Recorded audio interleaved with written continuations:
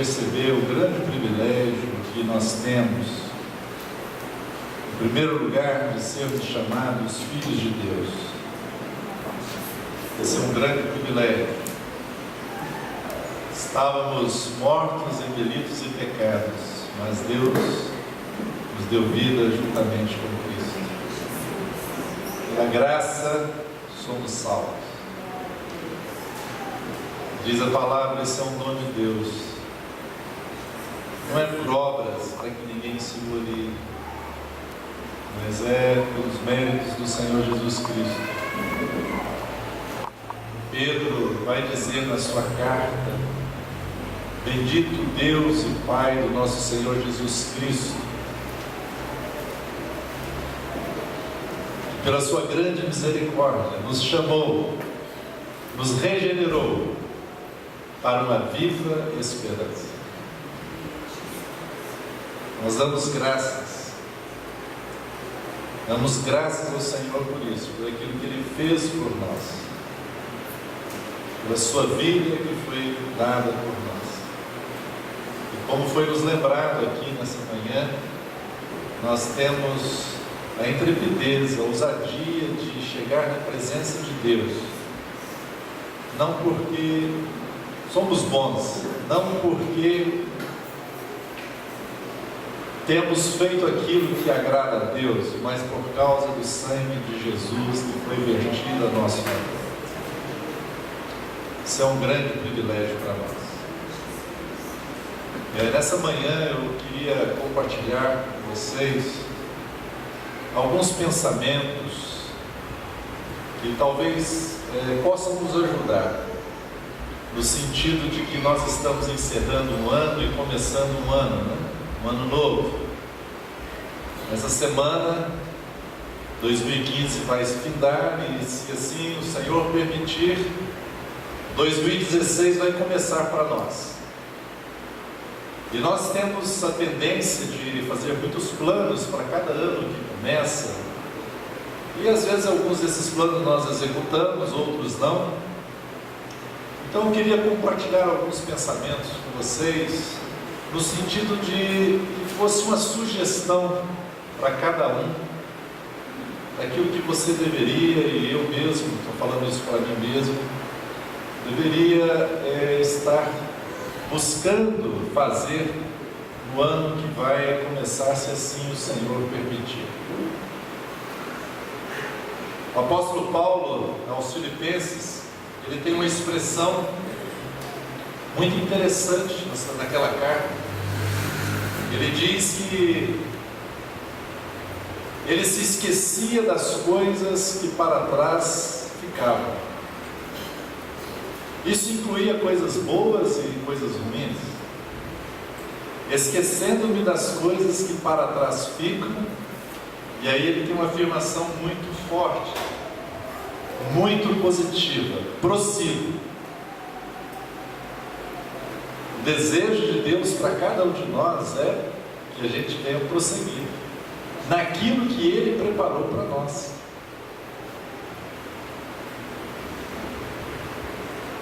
Paulo fala em Efésios que somos feitura de Deus, criados em Cristo Jesus para as boas obras, as quais Ele de antemão preparou para cada um de nós.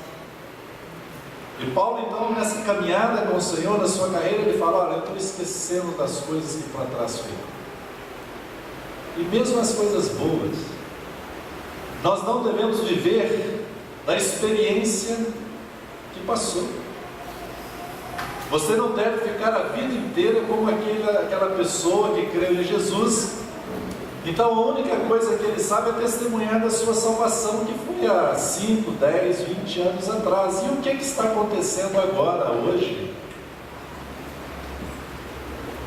Esse é o desafio, que hoje Deus te dê um maná fresquinho do dia. Lembra lá naquela experiência de Israel? Deus falou que todo dia eles precisavam ir lá e colher o maná. E alguns, espertamente, querendo não seguir a orientação de Deus, foram e colheram para mais de um dia. E o que aconteceu com aquele maná de ontem? Apodreceu.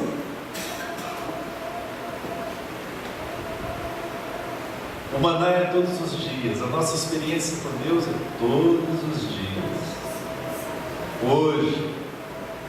Então Paulo diz: esquecendo-me das coisas que para trás ficam, prossigo, não de qualquer jeito, mas para o alvo. Havia um alvo para Paulo, para o alvo, prêmio da soberana vocação de Deus em Cristo Jesus. Então a gente está terminando um ano e eu quero dar algumas sugestões. Se Deus nos der graça, a mim e a você, para podermos buscar praticar em 2016. O primeiro deles que eu sugiro, não é uma ordem de importância aqui, mas é apenas uma sequência de colocar aqui as coisas, mas não que uma coisa seja mais importante do que a outra, uma sugestão é mais importante que a outra. Mas a primeira sugestão que eu quero dar é que possamos nos exercitar na piedade. Paulo dá esse conselho para o seu filho na fé, Timóteo: exercita-te pessoalmente na piedade. Exercita-te pessoalmente na piedade. Qual a razão de que muitas vezes somos tão fracos na fé, fracos no testemunho, fracos na experiência com Deus, fracos nos relacionamentos? É porque não exercitamos na piedade. Isso deve ser algo diário. Nós precisamos nos exercitar na piedade diariamente. É como você respirar, você comer, tomar água, você tem que fazer isso todo dia. Precisamos ter esse exercício na piedade. O que seria esse exercício na piedade? Aquelas coisas simples que você já conhece. Ontem mencionamos um ponto aqui importante, a oração. Falamos que a oração deve ser um modo de vida de cada um de nós. Devemos incorporar no nosso pensamento o pensamento, que é uma própria oração. Então, irmãos, esse é um ponto tão importante. Por isso, várias vezes nós lemos na palavra a exortação, a orientação de orarmos. Orai sem cessar, orando a todo tempo. Dobrai os vossos joelhos, diz a palavra. Oração. Faça um exercício da piedade nesse aspecto. Há muitas batalhas que às vezes nós perdemos. Há muitas batalhas que nós estamos lutando como que esmurrando no ar. Ou até naquela expressão até que eu acho que é mineira, dando murro em ponta de faca. Porque estamos lutando com carne e sangue, não é indo diante de Deus e batalhando em oração. Quantos problemas ainda persistem na vida das pessoas, na vida daqueles que conhecem o Senhor, porque eles não estão orando, exercitando nesse aspecto.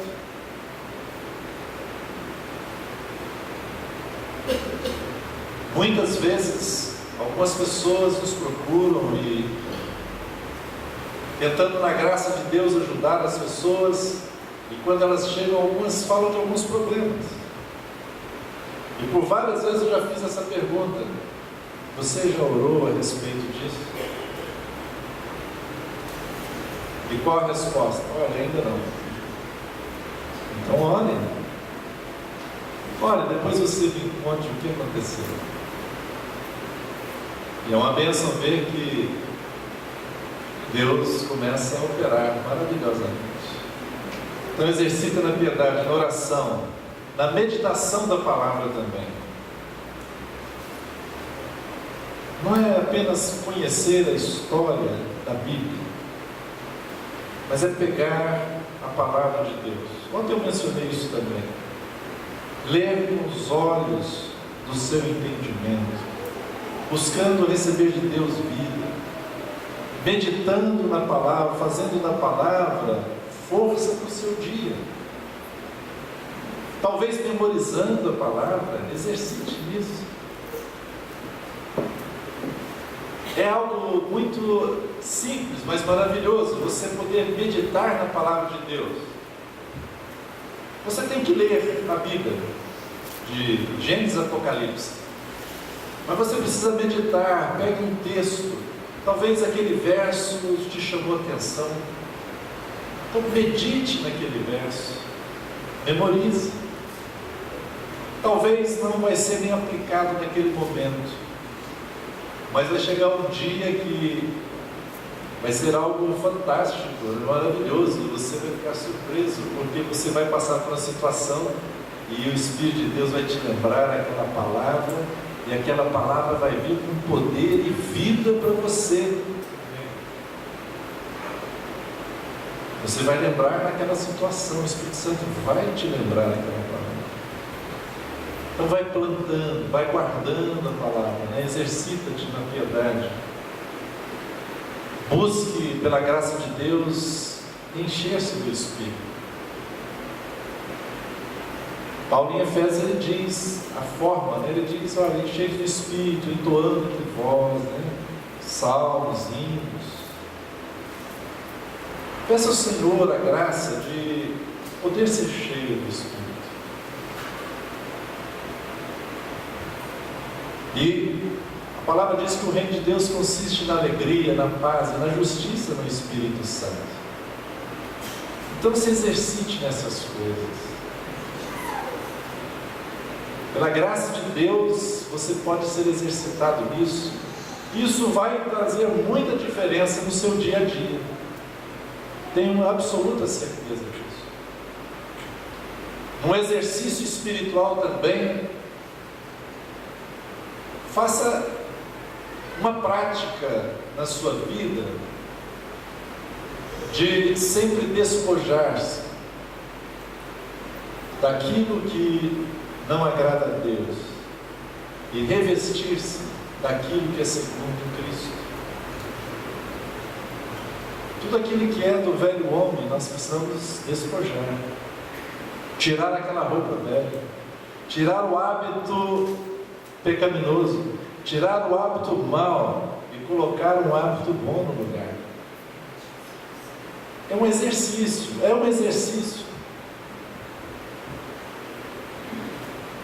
Você é uma pessoa que tem dificuldade em falar a verdade?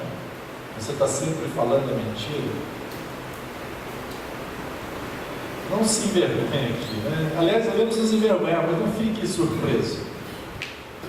Porque Paulo fala isso em Efésios, fala para irmãos, ali em Éfeso, aquela igreja que quando Paulo escreveu, né, escreveu uma revelação altíssima. Mas ele diz, olha, a ninguém mentais. Antes cada um fale a verdade a seu irmão. Você só tira um hábito ruim, colocando um hábito bom no lugar. Você tem a tendência a não falar a verdade, não simplesmente fique tentando não falar a mentira. Comece a falar a verdade. É um exercício. Então, no exercitar-se a piedade, faça isso também. Se tem um hábito, por exemplo, se você tem o hábito de pensar coisas pecaminosas, se tornou um vício, um hábito, você terá que despojar, pela graça de Deus. Veio o pensamento que você lança fora, mas você precisa colocar um hábito bom no lugar. Começar a pensar os pensamentos de Deus. Por exemplo, você é uma pessoa muito ansiosa. Exercite na piedade em lançar a ansiedade fora e estar tranquilo diante de Deus. E Paulo dá as instruções de como fazer isso lá em Filipenses, né? Não andeis ansiosos de coisa alguma, antes porém sejam conhecidos diante de Deus as vossas petições, pela oração e pela súplica, com ações de graça. e a paz de Deus guardará as vossas mentes, os vossos corações. E ele não para aí, ele ainda continua mais à frente. Ele diz que o que deve ocupar o seu pensamento é o quê? Tudo que for bom, tudo que for de boa fama, se houver algum louvor, seja isso o que pensar. Então você tire, lança fora o pensamento da ansiedade e coloque algo bom no lugar. Exercita-te pessoalmente na piedade, oração, na meditação da palavra, no despojar e revestir, no buscar ser cheio do Espírito. Uma segunda sugestão: buscar em primeiro lugar o reino de Deus e a sua justiça. Esse deve ser um padrão de vida para cada um de nós. Nós estamos aí num mundo muito agitado e ficamos buscando tantas coisas que não é o reino de Deus. Mas a palavra de Deus nos orienta: buscar, pois, em primeiro lugar o seu reino e a sua justiça. E o que vai acontecer com as demais coisas? Nos serão acrescentadas.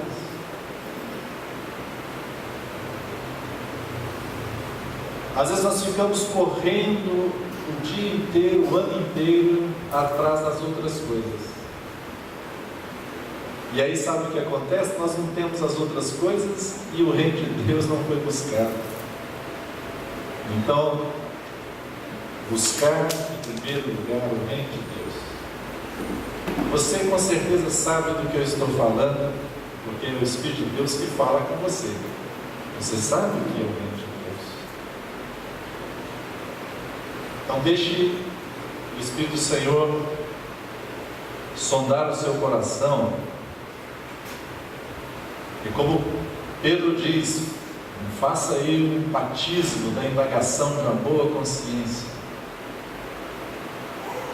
E tome a decisão de buscar em primeiro lugar o reino de Deus. Mas busque para agradar o Senhor. Não busque pensando assim: eu quero que Deus acrescente as outras coisas, né? Não, a motivação não vai estar correta. Busque o reino de Deus.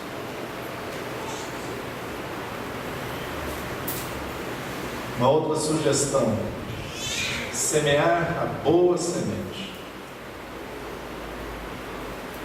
A palavra do Senhor em Gálatas, através de Paulo, vai nos dizer: de Deus não se zomba.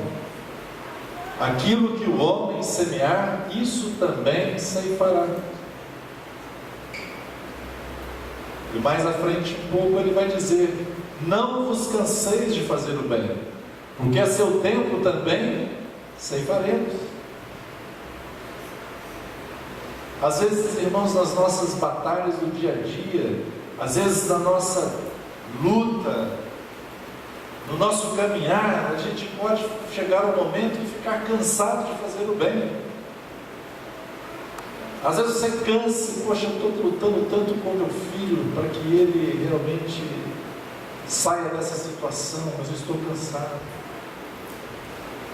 Mas a palavra de Deus diz: não vos canseis de fazer o bem. Vai fazendo bem, porque a promessa é que a seu tempo ceifaremos. E essa é uma lei de Deus: aquilo que o homem semear, isso vai colher. Então, peça a graça de Deus para que nesse ano que vai começar você seja sábio e plante somente boas sementes, porque a semente que você plantar, ela vai germinar e vai produzir o fruto, e você vai colher o fruto desta semente, para o bem ou para o mal. Mas como nós queremos crescer na graça de Deus e queremos ter a simplicidade das pombas e a prudência das serpentes, que Deus então nos ajude a plantarmos só a boa semente. E se você plantar uma semente má, arrependa-se imediatamente, arranque essa semente no nome do Senhor Jesus e não deixe ela germinar. O sangue do Senhor é suficiente para te perdoar, para te limpar. Mas às vezes algumas sementes a gente acaba colhendo. Deus nos perdoa, nos purifica, mas há ali uma colheita. E é quase que como uma disciplina para nós. Mas eu queria sugerir: semeie a boa semente. Qual a semente você vai semear? Vá na palavra. Vai ter muitas sugestões lá para você. Mas você mesmo sendo sábio e tendo o Senhor contigo, Ele vai te dirigir a praticar, se você desejar, a semear aquela boa semente.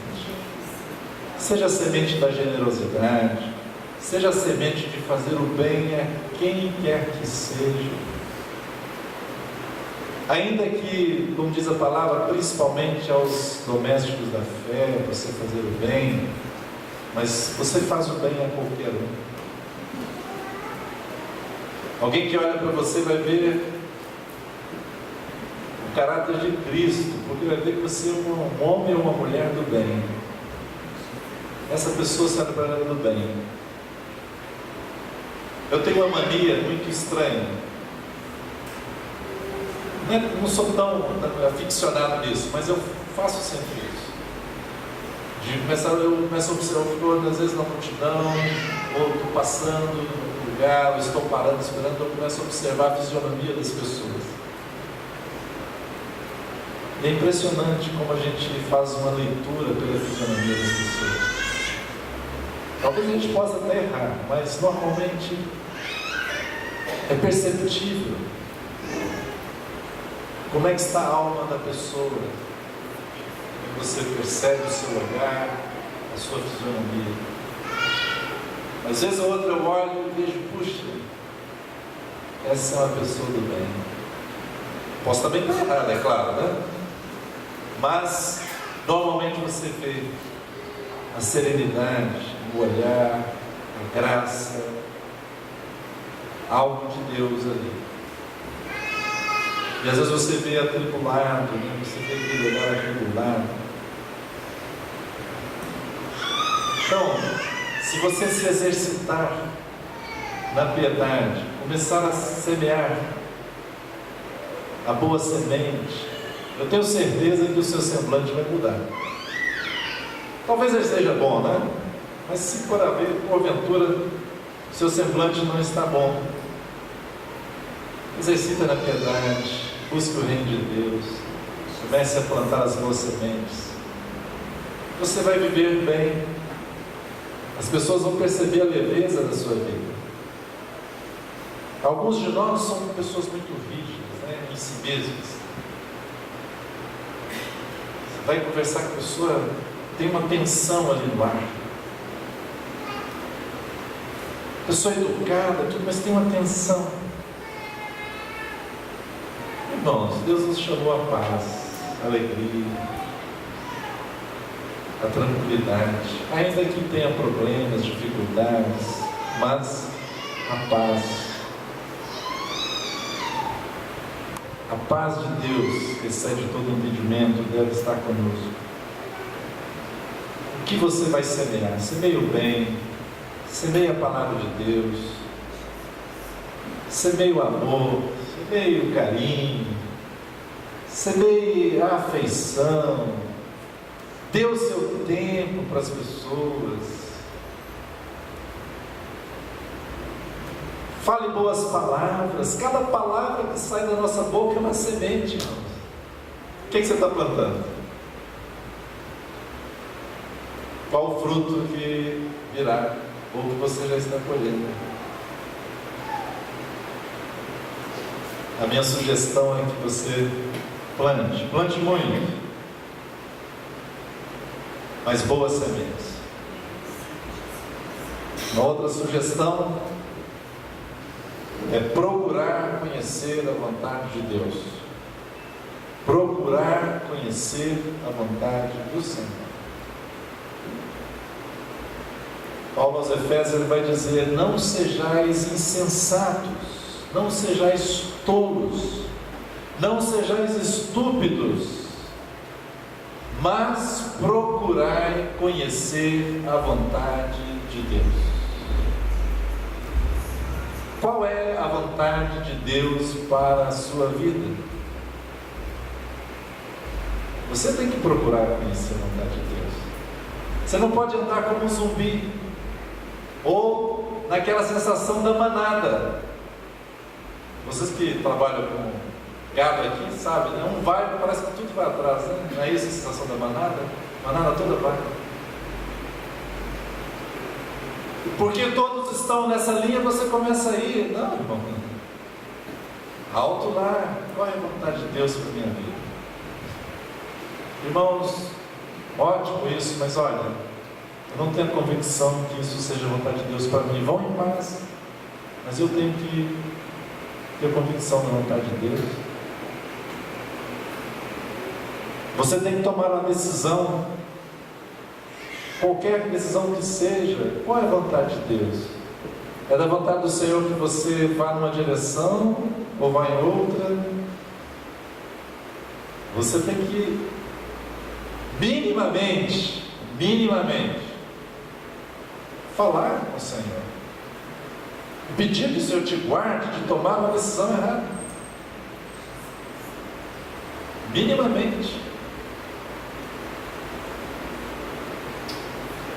E claro, né, tem alguns sinais daquilo que é a vontade de Deus para a nossa vida ou não. Eu sigo sempre na minha vida, e às vezes momentos bem difíceis, que eu chego numa encruzilhada, eu tenho que tomar uma decisão para que caminho eu vou seguir. Às vezes não tem placa, siga por aqui, ou às vezes tem muitas placas, tem 2 placas, né? Siga por aqui agora, né? Não sei qual caminho escolher, então tem que ir diante do Senhor. E eu sigo um princípio que tem me ajudado bastante. O primeiro deles é que eu sempre olho se a palavra de Deus aprova ou não aquela situação. Se a palavra de Deus aprova, amém. Mas ainda não quer dizer que é a vontade de Deus. A segunda coisa é se a convicção do Espírito Santo no meu coração, se eu tenho ela. Aquela unção que nós falamos ontem, anterior. Seja a paz de Cristo árbitro nos vossos corações. Tem paz para ir em frente? Ou não? Se tem paz, ótimo. A palavra de Deus já aprovou a paz no seu coração, aquela convicção interior do Espírito de Deus, mas ainda não é suficiente. Segundo, terceiro ponto são as circunstâncias. As circunstâncias são favoráveis. O Senhor abriu uma porta, tem uma porta aberta. Amém, se tem então, né? A palavra, o testemunho interior, as circunstâncias. Mas às vezes é necessário ainda dar mais um passo. A palavra de Deus fala que na multidão de conselheiros tem sabedoria, há sabedoria. Então se aconselhe com outros irmãos, pessoas idôneas da sua confiança. Veja o que eles têm a dizer a respeito. Isso vai guardar você de ir para caminhos que depois serão caminhos, sabe, dolorosos. Tem pessoas que tomam decisões com muita facilidade e vão em frente, mas sabe, estão indo para o precipício. Então, como diz Paulo, procurai conhecer a vontade do Senhor. É um exercício. E durante esse ano que vai começar, busque conhecer a vontade de Deus, ainda que seja nas coisas simples. Olha o Senhor, peça ao Senhor para te dar direção, para você conhecer a vontade de Deus. Não seja insensato, como diz a palavra de Deus. Busque conhecer a vontade do Senhor. Uma última sugestão que eu quero dar: coloque, ordene a sua vida de acordo com as prioridades do ponto de vista de Deus. Isso é algo muito importante. Qualquer pessoa que quer andar de uma maneira sábia, ela vai colocar as prioridades na vida dela de acordo com o ponto de vista de Deus. E quando nós lemos o livro em Efésios, a carta aos Efésios, parece que Paulo coloca ali algumas coisas e há, com muita clareza, pelo menos para mim, que é uma ordem de prioridade, do mais importante para o menos importante. Ou seja, às vezes numa situação de decisão, nós temos que decidir entre uma coisa e outra, tem uma que deve prevalecer. E nessa ordem de prioridade, a primeira delas, que você não pode abrir mão, é a sua vida com Deus. É você e Deus. Se você ler Efésios a partir do capítulo 5 e 6, vai aparecer ali. Ela vai falar que você deve ter uma vida cheia do Espírito Santo. É o seu relacionar com Deus. A sua vida com Deus é o primeiro ponto, é a prioridade número 1. Em segundo lugar, Paulo vai falar marido e esposa, o relacionamento dos dois. Então, para aqueles que são casados, esse é o ministério que Deus deu em primeiro lugar para os casados. A esposa é a prioridade, o esposo é a prioridade. É claro que sempre alinhados com o Senhor.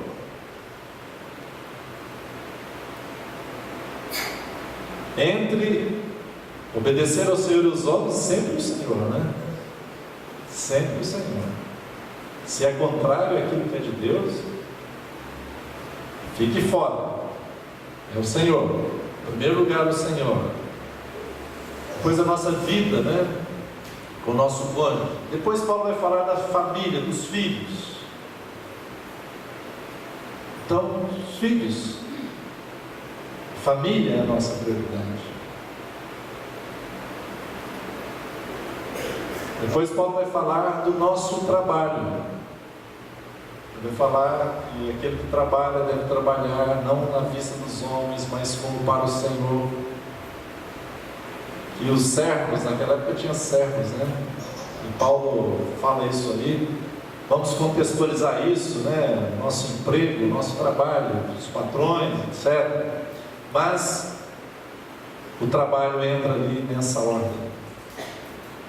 E por fim, Paulo vai falar do nosso combate espiritual. Vai falar do nosso ministério, do nosso serviço ao Senhor. Então essa é a ordem de prioridade do ponto de vista de Deus, e que a gente precisa observar. E eu vejo em várias situações de vários irmãos que a sua vida está totalmente desordenada, porque ele não segue essas prioridades. Casamentos destruídos porque a pessoa quer servir o Senhor. Olha que coisa terrível.